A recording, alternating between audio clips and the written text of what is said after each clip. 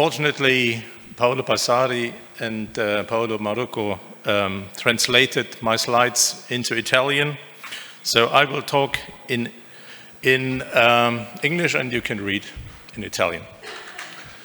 First of all, I want to thank the organizers for getting me here and giving me the opportunity to share this information with you. But before I start to talk about drones and application of chemicals with drones in Germany, let me just explain who I am and where I come from. So I'm a scientist at the Julius Kühn-Institut. We are the Federal Research Center for Cultivated Plants in Germany.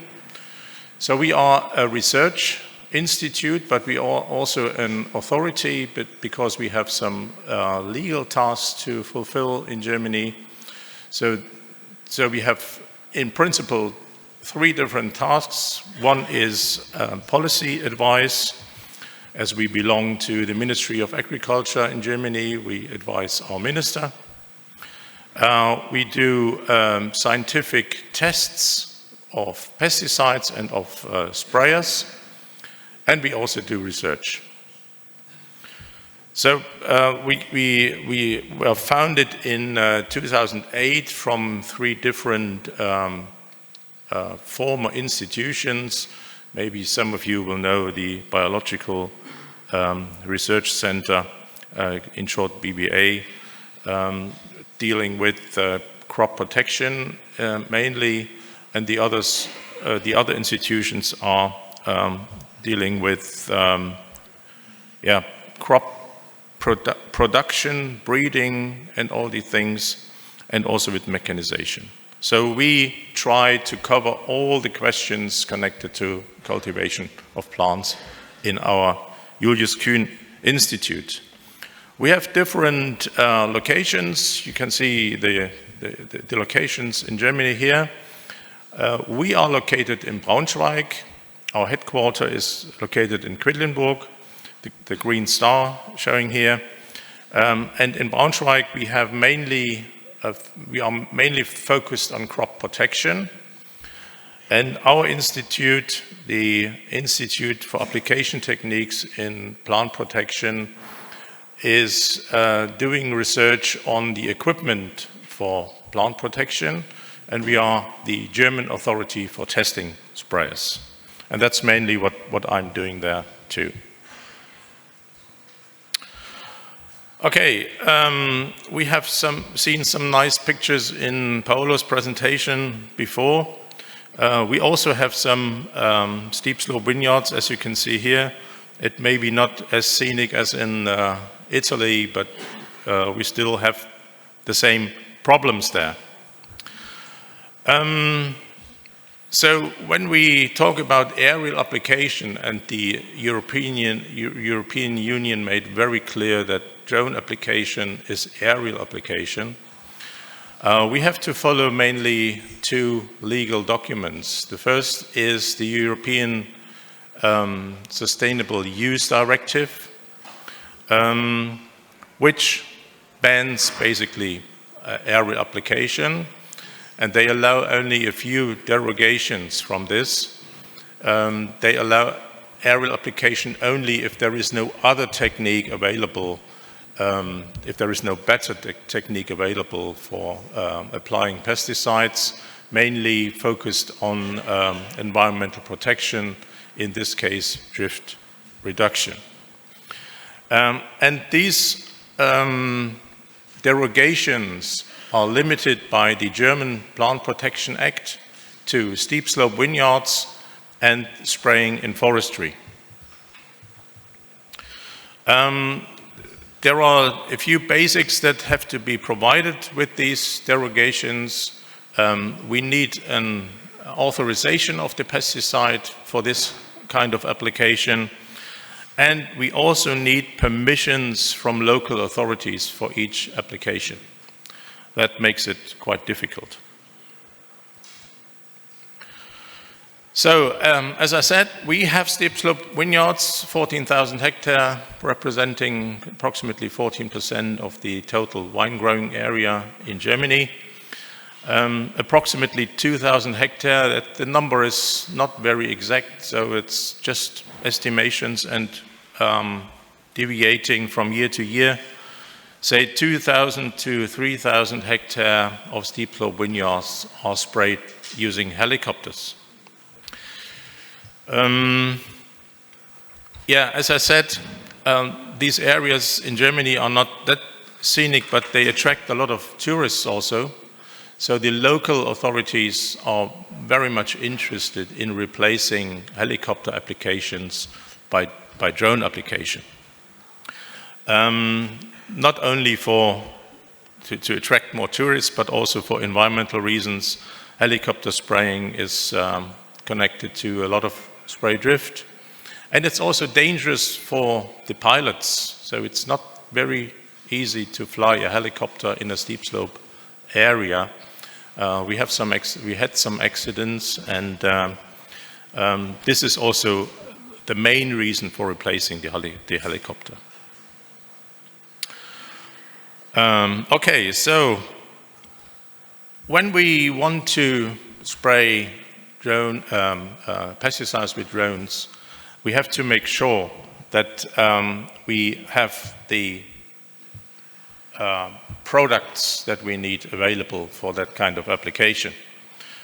And you will know better than me, because you are involved in all these authorization processes. We need data to provide sufficient knowledge about the deposition of the chemical, that provides sufficient biological efficacy of the product with that application. And we also need data for drift risk assessment and for the assessment of the risk of operator and bystander contamination. And regarding these questions, there were a number of research projects in the past in Germany. But before I explain something about the main results of these projects, let me have a sidekick to the nozzles that are used with drones. We mainly have three kinds of nozzles that are used for application with drones. This is the hollow cone nozzle, producing, as the name says, a hollow cone. Fine droplets, mainly used for bush and tree crops, and is connected to a high risk of spray drift due to the small droplets, these fine droplets. A little coarser droplets are produced by flat fan nozzles. These are mainly used in arable crops, but they still produce a fine or medium spray that is prone to spray drift. And we have a good success with drift reduction in arable crops using air induction nozzles. By the design of these nozzles, they bring an airflow to the liquid and produce coarser droplets that reduces the risk of spray drift. So all these nozzles are used in with drones, and they're also used in the research that has been done with drones so far. At first, some results of the deposition of the liquid when you use drones. And in this case, with these experiments done by the Geisenheim University, they used different nozzles, different types of nozzles with different application rates, and also different regimes of flying in the vineyard. In general, you observe the most deposition at the top of the canopy. That's natural because you are spraying from the top.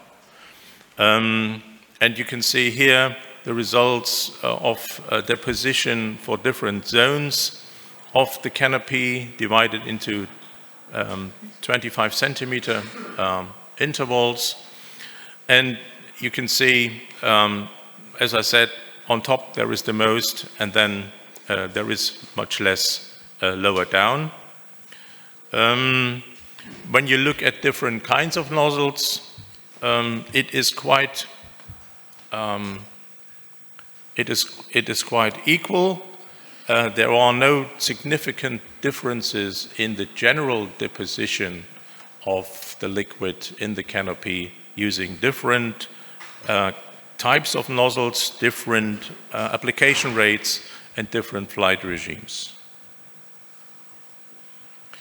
Looking at the biological efficacy, also studied by that university, you can also see that in the two main diseases in the vineyard, there was no difference between the nozzle used, application rate, and flight regime, and they were all successful compared to the untreated control.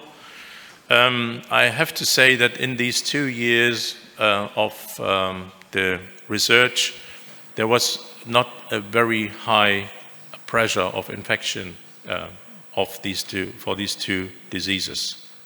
But still, the message is the treatment was successful and independent from the kind of nozzle that was used. Okay, when we look at the risk assessment, the drift risk assessment, you will probably know that in Germany or in other European countries, probably also in Italy, we use standard drift curves for the drift risk assessment, giving you the worst case sedimentation downwind from the treated area. And we have here the curves for different crops and different applications.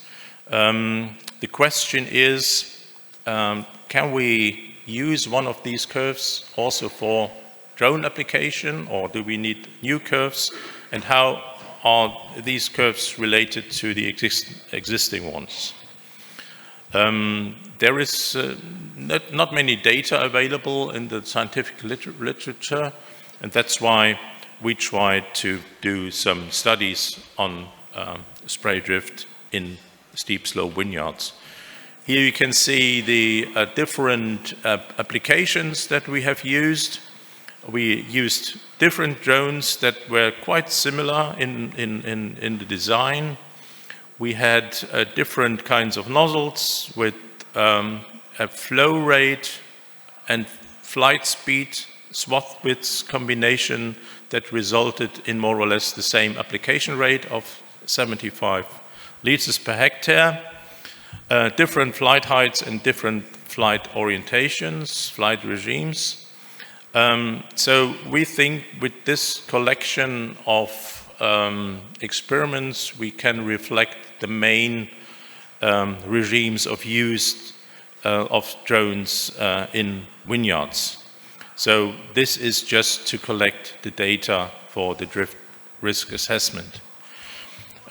Just to explain the different flight regimes again, here you see the longitudinal flight, where we fly just along the rows of the vineyard, and in lateral flight we just flew across the rows with the same, more or less the same spacing of the swath. And in some of the, in a few of these experiments, we left the outer row untreated, as shown at the lower right side. And we measured the spray drift next to these areas, of course. So this is one of the main results. When we look at all the experiments shown in the table, we obtain a curve that is quite similar to what we normally use for risk assessment of spray drift in vineyards with ground equipment, air blast sprayers, and we are much lower than the drift curve from helicopters. The problem is we are a little above the vineyard curve, and that's why we tried to differentiate between different nozzles from the results. And here you can see the results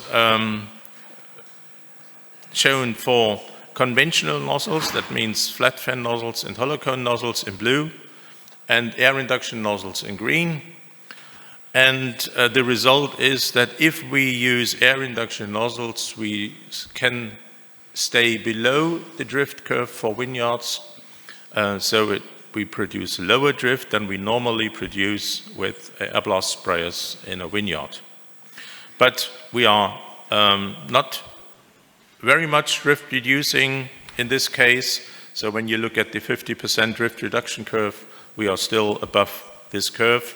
So it would be a good idea to use the normal vineyard curve also for drone applications. In another set of experiments, in cooperation with our Chinese cooperation partners, we had a study on the influence of different drone designs and different nozzles on spray drift. And in principle, we obtained the same results as we had in the studies shown before. With the air induction nozzles at the left-hand side, we stay below the standard drift curve, except with one of these drones, which I cannot really explain where this difference comes from, because we also have made this comparison at the right-hand side for hollow cone nozzles, and here we are again a little above the vineyard curve, but there is no significant difference between the designs of the nozzles. This is good news, because in this case we just have to focus on the nozzle. We don't need to do a lot of experiments with different designs of drones. So the takeaway messages from these research studies was that we have a similar biological efficacy when we apply pesticides with drones compared to the helicopter. In some years, this efficacy is sufficient. In some years, when the infection pressure is quite high, farmers normally, or growers normally do use other techniques in addition to provide sufficient protection from the pests. The drift from drones is much lower than from helicopters. And providing that we use air induction nozzles, we can use the normal vineyard drift curves for spray drift assessment in the risk assessment for the authorization of pesticides. The only problem is so far we don't have data for bystander and resident contamination. So the authorities so far use some calibrated drift results for assessing the risk for bystanders. So based on these results, we got a number of fungicides authorized for drone application in steep slope vineyards in Germany. You can access this list of pesticides with this link shown here. It's provided by the authority in Germany responsible for the authorization of pesticides. There are some general restrictions of use for these pesticides. So the maximum flight height is 2 meters above the canopy. The maximum speed is 13 kilometers per hour. It is in principle not a good idea to fly very fast, because then you lose the effect of your downwash, and that's why this is not a real restriction. The drone should be able to fly in an autonomous mode. That means that it should follow preset flight lines with a certain speed and a certain height automatically, because we think this is the only way to have a decent application quality.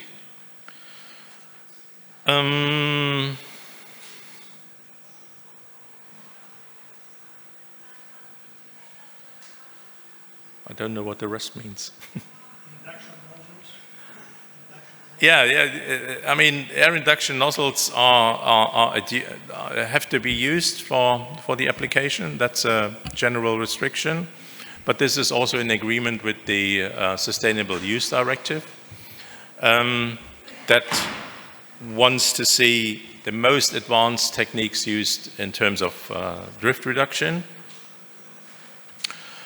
And these pesticides listed here may only be used with spraying systems that are tested and listed by our JKI.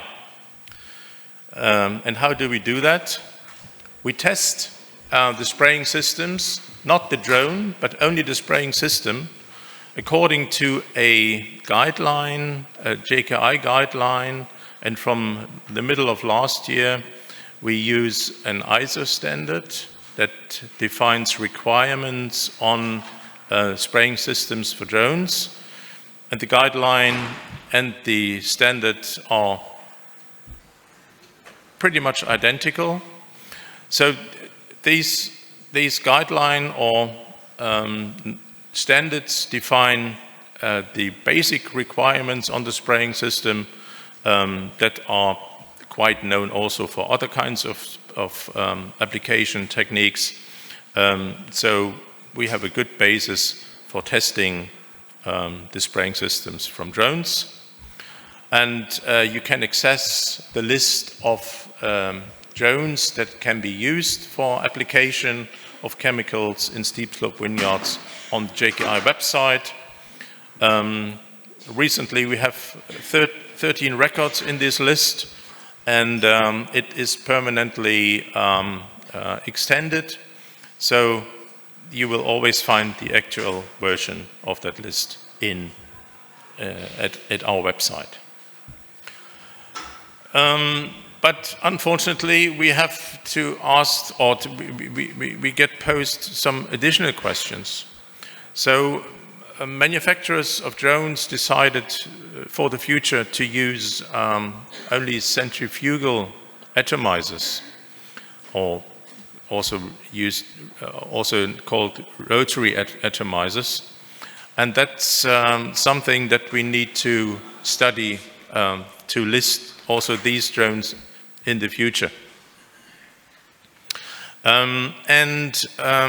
We also want to, or we also would like to see, or practitioners would like to see the use of drones also for other applications in arable crops or in orchards, but this will be possible only after a revision of the Sustainable Use Directive. You will know that recently it got quite difficult with that revision, so probably it has to be restarted. So it will take a while until we will be allowed to spray with drones also in other applications. So, thank you very much.